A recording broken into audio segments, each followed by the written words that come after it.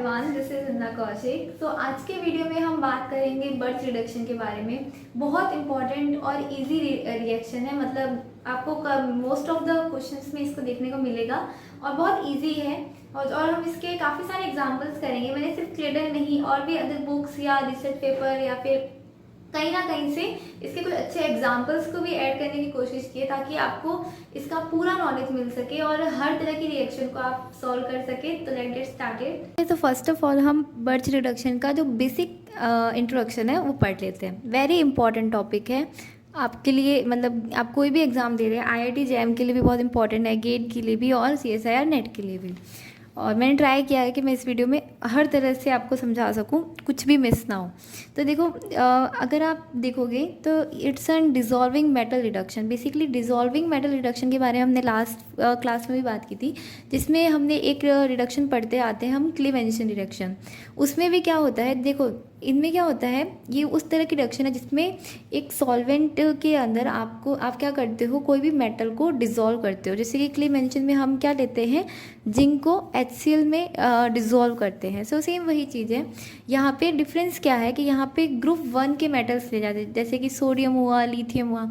ये सब क्यों लेते हैं हम, क्योंकि अगर आप इनके इलेक्ट्रॉनिक कॉन्फ़िगरेशन देखोगे तो लास्ट जो ऑर्बिटल होता है उसमें कितने इलेक्ट्रॉन होते हैं, सिंगल इलेक्ट्रॉन होता है। तो ये मेटल्स क्या करते हैं, आप इसको किसी भी सॉल्वेंट में जब डिज़ोल्व करते हो तो ये अपने इलेक्ट्रॉन्स को इजीली डोनेट कर देते हैं सॉल्वेंट में, और सॉल्वेंट में इलेक्ट्रॉन जाके एक कॉम्प्लेक्स बना देता है, और वही कॉम्प्लेक्स आगे जाके आपका as a reducing reagent use होता है।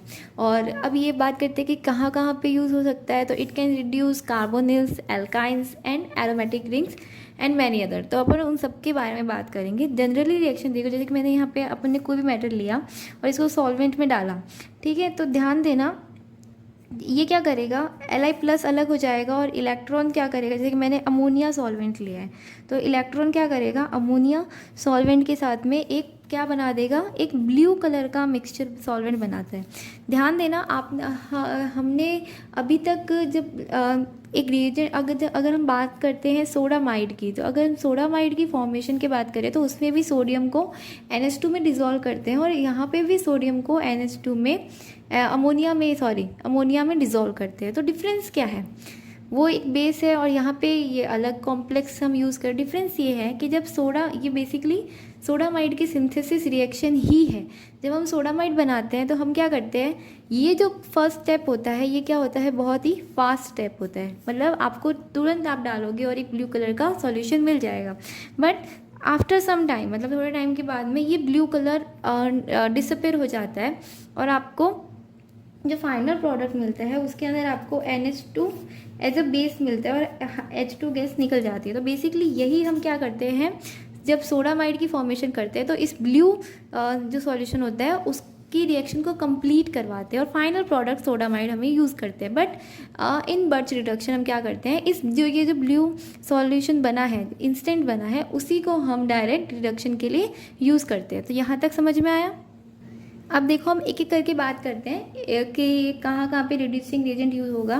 जैसे कि कॉन्जुगेटेड जो डबल बॉन्ड्स होते हैं उनके रिडक्शन में के लिए हम यहाँ पे यूज़ करते हैं लिथियम NH3, या फिर आप कुछ भी अमोनिया के साथ में ले सकते हो। और हम बेसिकली बर्च रिडक्शन में प्रोटिक सॉल्वेंट यूज़ करते हैं, जैसे कि एथेनॉल हुआ। इस तरह के हम प्रोटिक सॉल्वेंट्स आपको देखने को मिलते हैं, ठीक है। तो अब देखना रिएक्शन कैसे होगी। ये लिथियम अमोनिया के साथ में रिएक्ट करेगा, एक कॉम्प्लेक्स बनेगा, कॉम्प्लेक्स में क्या है, इलेक्ट्रॉन है। वो इलेक्ट्रॉन यहाँ पे अटैक करेगा और देखो डबल बॉन्ड यहाँ पे शिफ्ट हुआ, और ये डबल बॉन्ड इस कार्बन पे क्या कर देगा, नेगेटिव चार्ज को जनरेट कर देगा। तो यहाँ पे देखो, यहाँ पे सिर्फ एक इलेक्ट्रॉन का अटैक हुआ, तो यहाँ पे क्या है, एक सिंगल इलेक्ट्रॉन, करेक्ट। यहाँ पे डबल बॉन्ड आ गया और यहाँ पे क्या आ गया, हमारा नेगेटिव चार्ज। अब देखो, अब क्या होगा कि ये नेगेटिव चार्ज क्या करेगा, अमोनिया से क्या ले लेगा, हाइड्रोजन ले लेगा, ठीक है। हाइड्रोजन ले लिया इसने, अभी भी हमारे पास में एक सिंगल इलेक्ट्रॉन है इस कार्बन एटम पे। तो देखो अब क्या होगा, फिर से हमारा लिथियम जो कॉम्प्लेक्स था वो क्या करेगा, फिर से एक इलेक्ट्रॉन यहाँ पे और देगा। एक इलेक्ट्रॉन और देने पे यहाँ पे क्या हो गया, यहाँ पे नेगेटिव चार्ज जनरेट हो गया, और ये नेगेटिव चार्ज जो हमने सॉल्वेंट लिया है हमारा इथेनॉल, वहाँ से क्या ले लेगा, प्रोटॉन को ले लेगा और प्रोटॉन को लेके फाइनली हमारा जो प्रोडक्ट बनाएगा वो क्या करेगा, कुछ ऐसा प्रोडक्ट आपको मिल जाएगा। तो ये जनरल सी रिएक्शन होती है। यहाँ पे आपके सॉल्वेंट का बहुत रोल होता है। आगे जाके हम कुछ इस तरह की रिएक्शंस पढ़ेंगे जहाँ पे सॉल्वेंट नहीं लेंगे तो क्या होगा और सॉल्वेंट लेंगे तो क्या होगा, उसको डिस्कस करेंगे। नेक्स्ट देखते हैं, हमने कॉन्जुगेटेड एल्कीन्स का कर लिया। ध्यान देना, इस सिंगल जो आइसोलेटेड एल्कीन्स या एल्काइंस होती है उनके लिए बर्च रिडक्शन यूज़फुल नहीं होता, क्योंकि यहाँ पे स्टेबलाइजिंग कोई ना कोई आपको ग्रुप चाहिए होता है बेसिकली। तो देखो इनसे मतलब जो आपका नेगेटिव चार्ज हो रहा है वो स्टेबल भी तो होना चाहिए। जैसे कि रिडक्शन ऑफ इंटरनल एल्काइंस पढ़ रहे हैं, तो देखो इंटरनल एल्काइन से मीनिंग है कि अगर कोई एल्काइन ऐसी है, जस्ट देखना, ध्यान देना कि मान लो आपकी एल्काइन कुछ ऐसी है, ठीक है, और एक तो ये एल्काइन आपके बर्च रिडक्शन में रिड्यूस नहीं होगी। ध्यान देना, इंटरनल एल्काइंस को ही रिड्यूस करता है। इंटरनल से क्या मीनिंग है, मतलब अगर हम यहाँ पे जो आइसोलेटेड है उनको रिड्यूस करेंगे तो यहाँ पे ये जो प्रोटिक सॉल्वेंट हाइड्रोजन है ये रिमूव हो जाएगा और इससे क्या हो जाएगा, यहाँ पे नेगेटिव चार्ज आ जाएगा और ये क्या हो जाएगा, बेसिकली यहाँ से आपका डबल बॉन्ड का रिडक्शन नहीं होगा, ठीक है। तो इसलिए हम इंटरनल एल्काइंस को ही रिड्यूस करते हैं। अब देखना यहाँ पे कैसे रिडक्शन होगा और इसकी सिलेक्टिविटी देखना। एक इलेक्ट्रॉन आया, ठीक है, जो हमने वही सेम आपका रिएजेंट है, उसके बाद में ये डबल बॉन्ड शिफ्ट हुआ इस कार्बन पे, ठीक है। तो देखो अब कार्बन पे शिफ्ट हुआ तो कार्बन पे क्या हुआ, यहाँ पे नेगेटिव चार्ज आया, नेगेटिव चार्ज, और यहाँ पे आपका रेडिकल। अब दो पॉसिबिलिटीज़ है कि एक तो आपका ये ग्रुप बने, एक पॉसिबिलिटी है कि एक आपका कुछ इस तरह से बने। तो ये तो क्या है, ट्रांस, और ये क्या है, सिस। तो हमें पता है कि इलेक्ट्रॉन्स में क्या होता है, रिपल्शन होता है। तो इसलिए कौन सा मोर स्टेबल होगा, ट्रांस इज मोर स्टेबल। समझ में आया। अब जैसे ही ट्रांस बन गया तो सेम जैसे ही वो जैसे कि यहाँ पे नेगेटिव चार्ज है तो ये तो क्या करेगा, आपके NH3 से ले लेगा प्रोटॉन आराम से, और उसके बाद में सेकेंड टाइम फिर से आपका रिडक्शन होगा। मतलब बेसिकली यहाँ पे दो बार आपका जो इलेक्ट्रॉन होता है वो अटैक करता है। तो फाइनली जो हमें RH फाइनली जो हमें प्रोडक्ट मिलता है वो कुछ ऐसा मिलता है, HR डबल बॉन्ड RH, ठीक है। तो हमेशा याद रखना कि बर्च रिडक्शन से आपकी जो एल्काइन का रिडक्शन होगा और जो आपकी एल्कीन बनेगी वो हमेशा कैसी बनेगी, ट्रांस बनेगी। और याद होगा तो सिस के लिए जो सिलेक्टिविटी होती है वो लिनार्ड्स रीजेंट शो करते हैं, जो हमने प्रीवियस वीडियो में पढ़ा था। अगर आपने नहीं देखा है तो आप वहाँ पे जाके चेकआउट कर सकते हैं। Now see the next carbonyls के रिडक्शन में भी हम यहाँ पे क्या है यूज़ कर सकते हैं आपके बर्च रिडक्शन को। तो देखना, अगर जैसे कि हमने कार्बोनिल लिया, जैसे कि यहाँ पे देखो, एक सेकेंड, ठीक है, ये हमारा कंपाउंड है। तो कार्बोनिल का रिडक्शन कैसे करेगा, NaNH3। अब बहुत ध्यान से देखना मेरी बात को कि हम दोनों तरह से बात करेंगे। अब जब हमने सबसे पहले आपका लिया स्टार्टिंग रिएजेंट, तो ये क्या करेगा, यहाँ पे क्या जनरेट करेगा, बेसिकली एक रेडिकल एनायन, यहाँ पे रेडिकल जनरेट किया और ऑक्सीजन पे क्या चला गया, negative charge, radical anion generate हो गया। अब बात करते हैं कि या एक तो मैंने लिया यहाँ पे इथेनॉल, यानी कि मैंने प्रोटिक सॉल्वेंट लिया। एक हमने लिया यहाँ पे नो प्रोटॉन, मतलब कोई इसको प्रोटॉन नहीं मिल रहा, ठीक है, कोई प्रोटिक सॉल्वेंट यहाँ पे है नहीं। तो इस कंडीशन में क्या होगा, देखना, अगर हम इथेनॉल ले लेते हैं तब तो क्या हो जाएगा, ये यहाँ पे नॉर्मली जिस तरह से रिडक्शन होता है वैसे ही रिडक्शन होगा और यहाँ पे आपको अल्कोहल मिल जाएगा।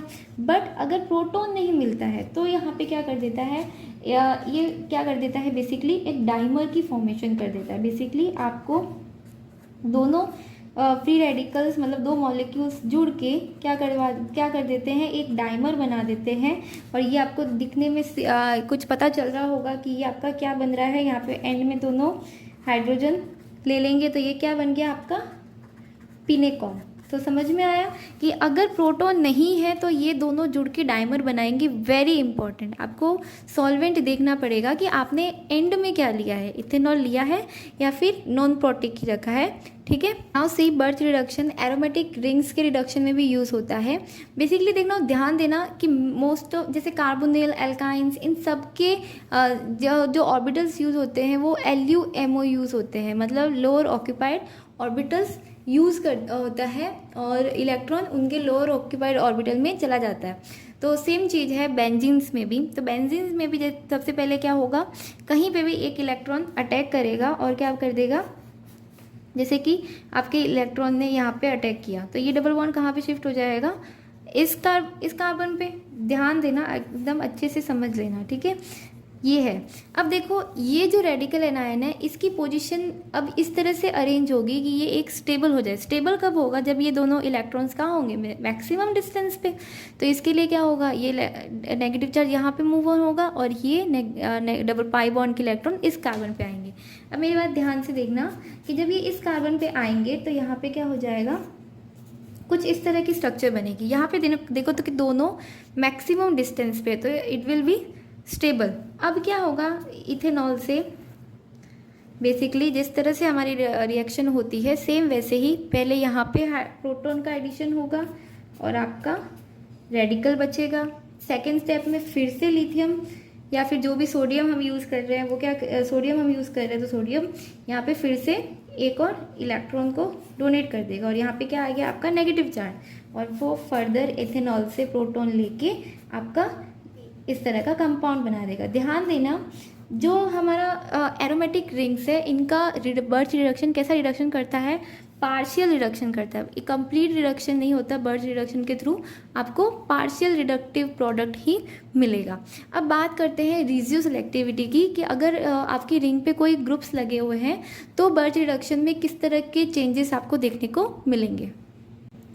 रिजियो सेलेक्टिविटी के लिए मैं आपको एक ट्रिक बता देती हूँ, बहुत इजी सी ट्रिक है और ये आपको वैसे याद रखनी चाहिए क्योंकि काफ़ी सारे मैक्सिमम आपको एरोमेटिक कंपाउंड्स का ही देखने को मिलेगा। तो देखो, जब भी इलेक्ट्रॉन डोनेटिंग ग्रुप्स लगे होते हैं तो हमेशा याद रखना कि जो इलेक्ट्रॉन डोनेटिंग ग्रुप होगा वो हमेशा डबल बॉन्ड पे आएगा। ठीक है, डबल बॉन्ड पे ही प्रेजेंट होगा। अगर इलेक्ट्रॉन विड्रॉइंग ग्रुप है तो वो हमेशा sp3 हाइब्रिडाइज कार्बन पे होगा, मतलब वो कार्बन जहाँ पे डबल बॉन्ड नहीं है। अगर ये यहाँ पे डबल बॉन्ड है तो ये sp3 हाइब्रिडाइज है, तो यहाँ पे आपका इलेक्ट्रॉन विड्रॉइंग ग्रुप होगा। ठीक है, यहाँ तक समझ में आ गया, ये जनरल रूल है। अब देखो मेरी बात सुनो, एक चीज़ होती है कि मान लो आपके कंपाउंड पे दोनों ही ग्रुप्स लगे हुए हैं, तो उस कंडीशन में आपका प्रोडक्ट किसको फेवर करेगा, तो हमेशा ध्यान देना कि आपका प्रोडक्ट हमेशा इलेक्ट्रॉन विड्रॉइंग ग्रुप के अकॉर्डिंग ही बनेगा।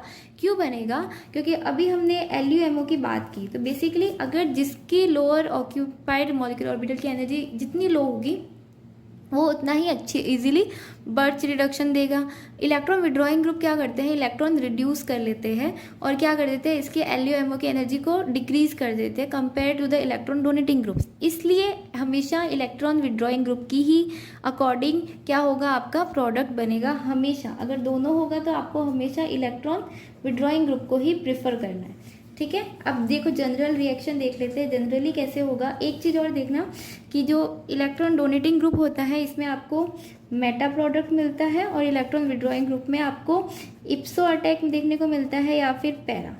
ठीक है, नाउ सी, जैसे कि मैंने यहाँ पे कार्बोक्सिलिक एसिड यहाँ पे एज अ ग्रुप लगाया है। ठीक है, और हमारा नॉर्मल वो की वो रिएक्शन करवा रहे हैं NaNH3 एंड इथेनॉल में।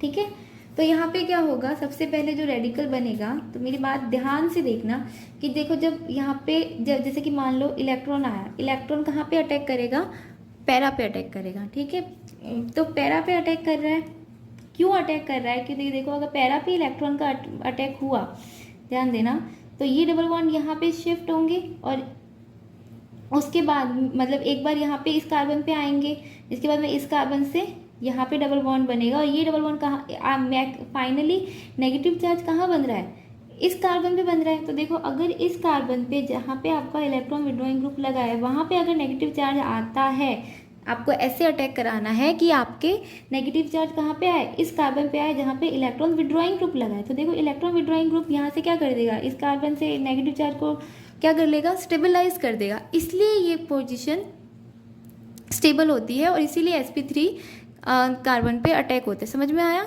कि हमारा इलेक्ट्रॉन वहीं अटैक करेगा जहाँ से आपका जो नेगेटिव चार्ज है वो कहाँ पे आए, कार्बोक्सिल जो भी आपका इलेक्ट्रॉन विड्रॉइंग ग्रुप है उसकी पोजीशन पे आए, ताकि वो स्टेबलाइज हो सके।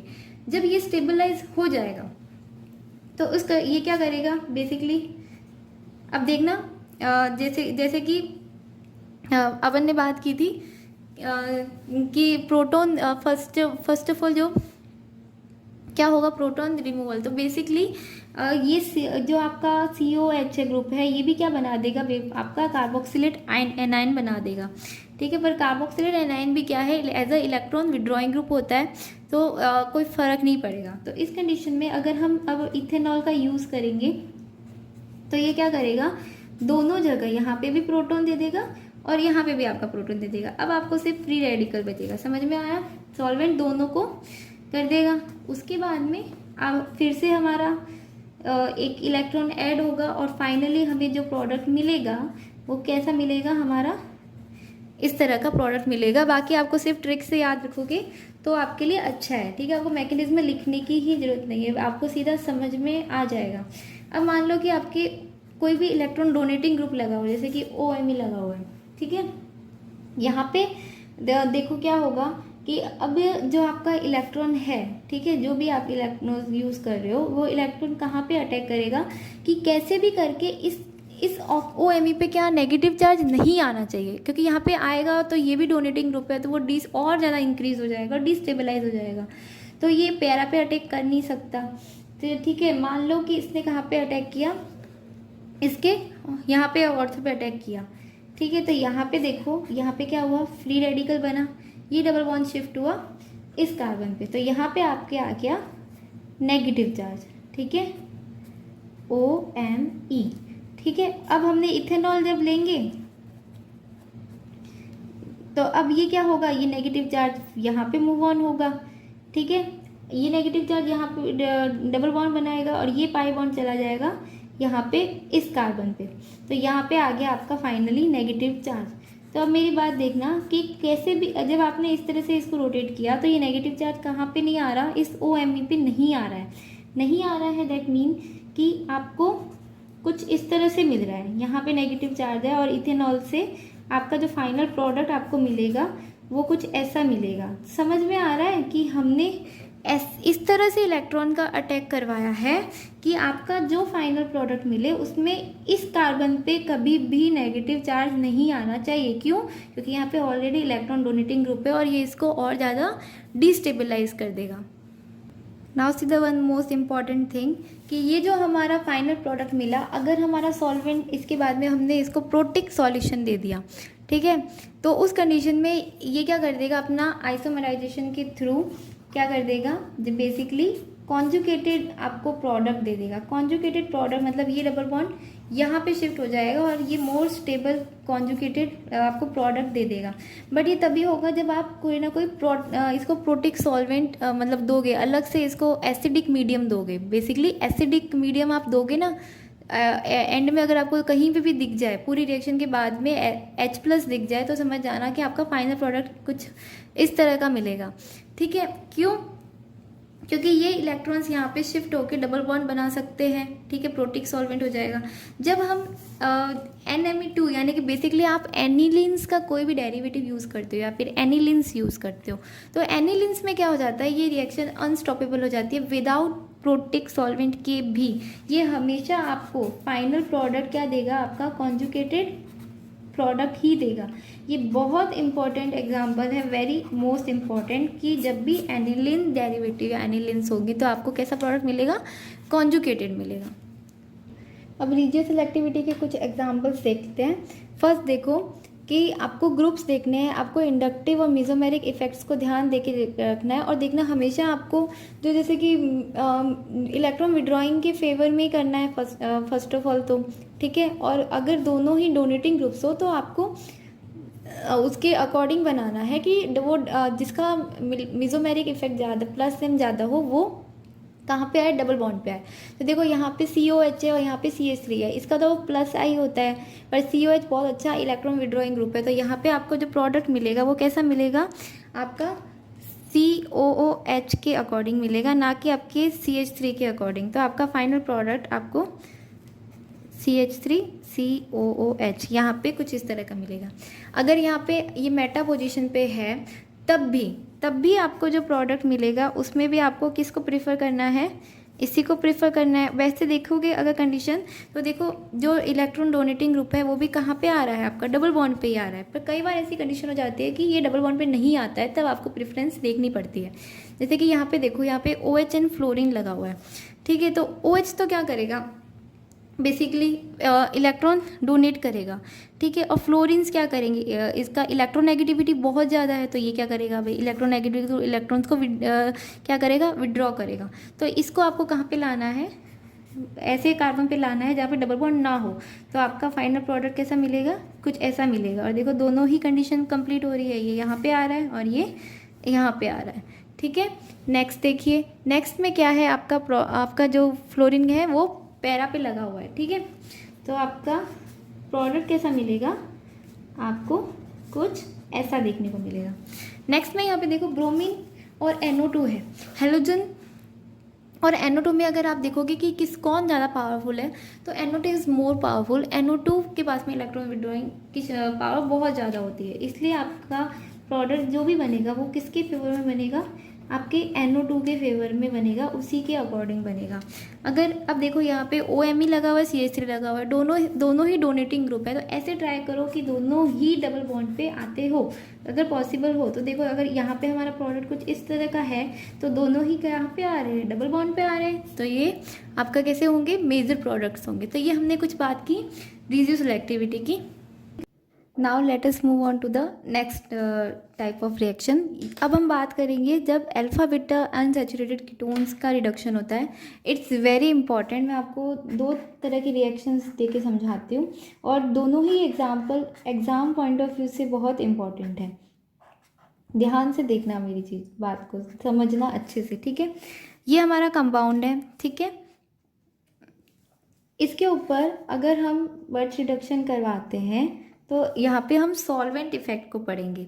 फर्स्ट ऑफ ऑल मान लो कि यहाँ पे हमने कोई भी प्रोटिक सॉल्वेंट नहीं लिया, और हमने फर्स्टली बर्च रिडक्शन करवाया, एंड सेकेंडली हम अगर यहाँ पे हम अमोनियम क्लोराइड डाल दें, ठीक है, तो इसमें क्या रिएक्शन पॉसिबल होगी उसको ध्यान से देखते हैं। तो देखो सबसे पहले हाँ, कहाँ से आपका कहाँ पे आपके रेडिकल बनेगा, बेसिकली यहाँ से आप यहाँ पे इस साइड पे इलेक्ट्रॉन का अटैक होगा, ये बॉन्ड यहाँ शिफ्ट होगा, ऑक्सीजन पे नेगेटिव चार्ज चला गया, ठीक है। ऑक्सीजन पे जब नेगेटिव चार्ज चला गया, यहाँ पे डबल बॉन्ड आ गया। तो बहुत ध्यान से देखते जाना, एक एक पॉइंट इसका इम्पोर्टेंट है, ठीक है। अब यहाँ पे हमारा रेडिकल है, तो ये कैसा बना आपका रेडिकल एनायन। अब जब हम ये अमोनिया से क्या ले लेगा, एक प्रोटॉन ले लेगा, प्रोटॉन लेके यहाँ पे बन गया हमारा OH, यहाँ पे डबल बॉन्ड, एंड रेडिकल हमारा बच गया, ठीक है। यहाँ तक हम जो बेसिक पैटर्न में रिएक्शन करते हैं वही हो रहा है, ठीक है। फिर से हमारा सेकेंड टाइम लिथियम क्या देगा, सॉल्वेंट में इलेक्ट्रॉन देगा, और ये इलेक्ट्रॉन यहाँ पे जाएगा, ठीक है। और यहाँ पे क्या आ जाएगा, नेगेटिव चार्ज। समझ में आ रहा होगा आपको। अब देखना, अब यहाँ पे क्या हो रहा है कि ये नेगेटिव चार्ज अब क्या करेगा, ठीक है। तो क्योंकि ये यहाँ पे हमारे कोई भी प्रोटिक सॉल्वेंट हमने नहीं लिया है, तो यहाँ पे क्या हो जाएगा, ये हाइड्रोजन सिर्फ इंटरनल हाइड्रोजन यहाँ पे शिफ्ट हो जाएगा, ठीक है। और कोई सॉल्वेंट तो है ही नहीं जहाँ से ये प्रोटॉन ले सके, ठीक है। विदाउट सॉल्वेंट अपन करवा रहे हैं। तो इस कंडीशन में जब ये यहाँ पे अटैक करेगा तो इसकी स्टीरियो केमिस्ट्री क्या होगी। फर्स्ट ऑफ ऑल देखो, यहाँ पे जो मिथाइल ग्रुप लगा हुआ है वो कैसा है, अबोव द प्लेन है। तो इस जंक्शन के अकॉर्डिंग ही यहाँ पे इसकी स्टीरियो केमिस्ट्री होगी। ये अबोव द प्लेन था, तो इसके हाइड्रोजन कहाँ जाएगा, बिलो द प्लेन। बहुत ध्यान से देखना कि हाइड्रोजन कहाँ गया आपका, बिलो द प्लेन। यहाँ पे आपके क्या बना, डबल बॉन्ड एंड ऑक्सीजन पे नेगेटिव चार्ज। अगर आपको याद होगा तो बेसिकली अपन ने जब पढ़े थे इनोलेट्स पढ़े थे तो हमने इस तरह के स्ट्रक्चर को पढ़ा था। यहाँ पे देखो इनोलेट एनायन बन रहा है, तो इस कंडीशन में जब हमारा हमने एज ए सॉल्वेंट में क्या डाला, यहाँ पे NH4Cl डाला, तो यहाँ देखो अमोनियम क्लोराइड से बेसिकली हम क्या करा रहे हैं, एसिडिफिकेशन करवा रहे हैं। तो इनोलेट्स में हमने पढ़ा था कि अगर हम एसिडिफिकेशन ऑक्सीजन पे होगा या कार्बन पे, वो डिपेंड करता है कि आपने सॉफ्ट यूज़ किया है या फिर हार्ड। तो अगर यहाँ पे देखोगे तो ammonium chloride is soft in nature, तो यहाँ पे आपका जो प्रोडक्ट मिलेगा उसमें आपको ये हाइड्रोजन किसको देगा, बेसिकली इस कार्बन सेंटर को देगा। तो इस कंडीशन में ये डबल बॉन्ड नेगेटिव चार्ज यहाँ पे शिफ्ट हुआ, ये डबल बॉन्ड कहाँ गया, इस कार्बन पे। तो कार्बन सेंटर पे आपका नेगेटिव चार्ज आया, जिसका एसिडिफिकेशन कौन करेगा, NH4Cl। तो फाइनली जो आपको प्रोडक्ट मिलेगा उसमें देखना कि यहाँ पे डबल बॉन्ड O मिला, यहाँ पे मिथाइल, यहाँ पे H एंड यहाँ पे CH3। तो ये आपका फाइनल प्रोडक्ट है। तो इसमें आपने क्या देखा कि यहाँ पे टोटली जो डबल बॉन्ड था वो कम्प्लीटली क्या हो गया है, रिड्यूस हो गया है, और आपका यहाँ पे जो कीटोन ग्रुप था वो एज इट इज़ आपको एज अ प्रोडक्ट मिला है। ठीक है, नाउ सी सेम प्रोडक्ट में अगर हम बर्च रिडक्शन में एथेनॉल यूज़ करते हैं, यानी प्रोटिक सॉल्वेंट हम प्रोवाइड करवा देते हैं, तो जो हमारा यहाँ तक तो आपको पता ही है कि जब यहाँ पे आपका बेसिकली नेगेटिव चार्ज आ जाएगा, तो पिछली रिएक्शन में क्या था कि क्योंकि सॉल्वेंट से कोई प्रोटॉन नहीं मिल रहा था, इसलिए हाइड्रोजन ने ही प्रोटॉन दे दिया था, और उसके बाद में यहाँ पे इन्होंने अपने आप एसिडिफिकेशन करवा लिया था। अब यहाँ पे क्या हो जाएगा, क्योंकि यहाँ पे सॉल्वेंट प्रेजेंट है, तो ये नेगेटिव चार्ज इस हाइड्रोजन को एक्सेप्ट ना करने के बजाय क्या कर लेगा, सीधा सॉल्वेंट से ही अपना प्रोटॉन ले लेगा। इसको मिल रहा है सॉल्वेंट से, तो यहाँ से सीधा प्रोटॉन कहाँ से आया, ये प्रोटॉन आया सॉल्वेंट से। और ध्यान देने वाली बात है कि इसमें OH as it is, OH यहाँ पे फॉर्म हुआ और डबल बॉन्ड यहाँ पे एज इट इज़ प्रेजेंट रहा, मतलब यहाँ पे यहाँ पे कोई भी रिडक्शन फॉर्म नहीं हुआ है। तो डिपेंड करता है कि आपने सॉल्वेंट क्या लिया है, आपने सॉल्वेंट लिया है या फिर सॉल्वेंट नहीं लिया है। बहुत ही इम्पॉर्टेंट कंसेप्ट है, इस कंसेप्ट पे काफ़ी बार क्वेश्चंस पूछे जाते हैं। नाउ सी कुछ क्वेश्चंस करते हैं, बेसिकली प्रीवियस ईयर क्वेश्चंस नहीं है, वो मैं आपको नेक्स्ट वीडियो में करवाऊंगी। ये क्वेश्चन मैंने या तो कैरेथस से लिए है या फिर मैंने कुछ अदर रेफरेंस बुक से इनको पिकअप किया है। तो यहाँ पे ध्यान देना कि सबसे पहले हम क्या करवा रहे हैं, बर्च रिडक्शन करवा रहे हैं, और 2 डिफरेंट टाइप ऑफ ग्रुप लगे। तो बर्च रिडक्शन का प्रोडक्ट किसके अकॉर्डिंग बनेगा, इलेक्ट्रॉन विड्रॉइंग ग्रुप के अकॉर्डिंग। तो यहाँ पे कैसा प्रोडक्ट मिलेगा आपको, कुछ इस तरह का। ठीक है, नेक्स्ट यहाँ पे देखो, क्योंकि यहाँ पे एसिडिक प्रोटॉन कौन कौन, यहाँ पे ये कार्बोक्सिलिक एसिड वाला भी है, तो ये इट विल ऑल्सो रिमूव। तो इस कंडीशन में हमें क्या मिलेगा, बेसिकली यहाँ पे C, यहाँ पे डबल बॉन्ड आया। अभी हमने जब कार्बोक्सिलिक एसिड वाला देखा था तो हमने इसको फॉर्म किया था। ठीक है, O नेगेटिव। बट अब जब हमारा सेकेंड अटैकिंग ग्रुप आया तो ये नेगेटिव चार्ज यहाँ पे वापस मूव ऑन करेगा और ये डबल बॉन्ड यहाँ पे शिफ्ट कर जाएगा और ब्रोमीन मूव ऑन हो जाएगा।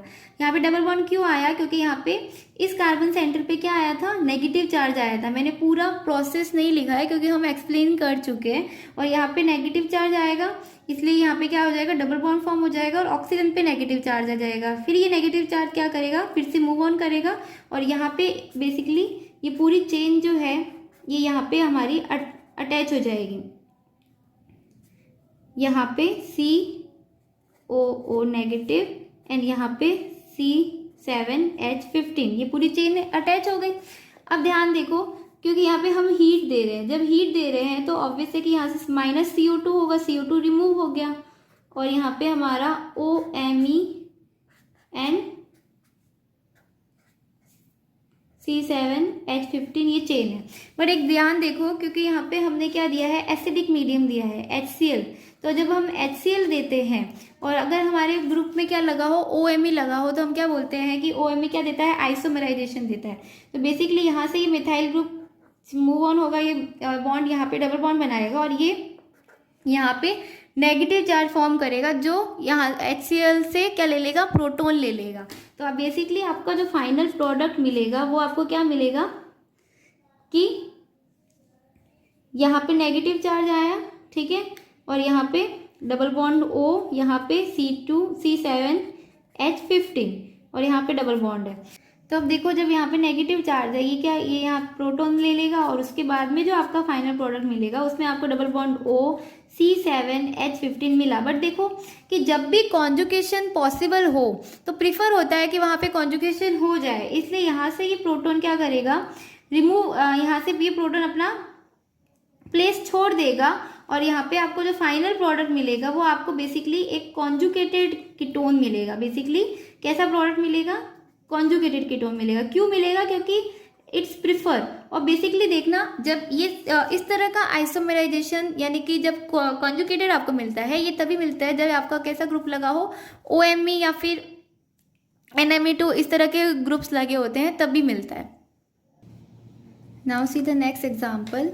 जब भी दो आपको रिंग्स दी हो साथ में प्रेजेंट हो और तब आपका जो बर्च रिडक्शन होता है तो वो उस रिंग का होगा जो इलेक्ट्रॉन के लिए जो जिसके पास में लेस इलेक्ट्रॉन डेंसिटी हो बेसिकली, ठीक है। ये हमेशा याद रखना कि कैसी होगी, लेस इलेक्ट्रॉन डेंसिटी। अब ध्यान देना कि यहाँ पे OH ग्रुप लगा हुआ है तो ये क्या करेगा, इलेक्ट्रॉन डेंसिटी को इंक्रीज करेगा। तो इस रिंग का बर्च रिडक्शन नहीं होगा, जबकि किसका होगा, आपकी नॉर्मल बेंजीन रिंग का बर्च रिडक्शन होगा और आपका प्रोडक्ट आपको कुछ इस तरह का मिलेगा, ठीक है।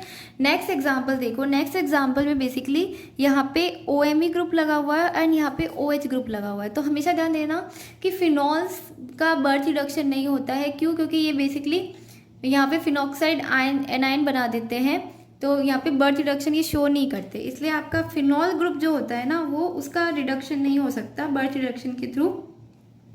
सिर्फ आपके इसी रिंग का यहाँ पे बर्च रिडक्शन होगा, ठीक है। Now see this question. यहाँ पे देखो ये जो बल्की ग्रुप लगा हुआ है जिसके पास में एक अच्छा लिविंग ग्रुप प्रेजेंट है। तो जब यहाँ पे हमने बेसिक रिएक्शन तो देख ही ली थी कि बर्च रिएक्शन कैसे होगा। तो यहाँ पे जब नेगेटिव चार्ज आएगा और यहाँ पे देखो हमने NH4Cl यूज़ किया है, तो ऑब्वियस है कि NH4Cl इस पूरे ग्रुप को तो किस में कन्वर्ट कर देगा, डबल बॉन्ड O में। बट ये जो नेगेटिव चार्ज है ये क्योंकि यहाँ पे सॉल्वेंट नहीं है, हमने THF लिया है, तो ये क्या करेगा, ये इस कार्बन पे अटैक करेगा। क्यों, क्योंकि यहाँ पे बल्की ग्रुप लगा हुआ है और यहाँ पे ये एज अ न्यूक्लियोफाइल काम करेगा। यहाँ पे अटैक किया इसने और यहाँ से ये रिमूव हो गया। समझ में आ रहा है यहाँ पे। तो बेसिकली जो हमें प्रोडक्ट मिलेगा वो कैसा मिलेगा कि ये तो चेंज कन्वर्ट हो गया डबल बॉन्ड O में, ठीक है। सिर्फ डिफरेंस क्या आएगा कि यहाँ पे एक basically out of the plane आपको एक कार्बन से एक चेन अटैच होके आपको फाइनली प्रोडक्ट कुछ इस तरह का मिलेगा। तो ये कुछ एग्जांपल्स थे बर्च रिडक्शन के। अब बर्च रिडक्शन एक डी प्रोटेक्शन के लिए भी यूज़ होता है, वो लास्ट देख लेते हैं। Now if you see this example, basically जो डिस्कनेक्शन में या फिर डी प्रोटेक्टिंग ग्रुप्स में प्रोटेक्टिंग ग्रुप से रिमूवल में जब हम बात करते हैं तो डिजॉल्विंग जो मेटल्स होते हैं, तो ये डिजॉल्विंग मेटल्स क्या करते हैं, डी प्रोटेक्शन में काम आते हैं। कैसे काम आते हैं कि मान लो कि ये अपना कंपाउंड है AB बॉन्ड, ठीक है, ये एक AB बॉन्ड है।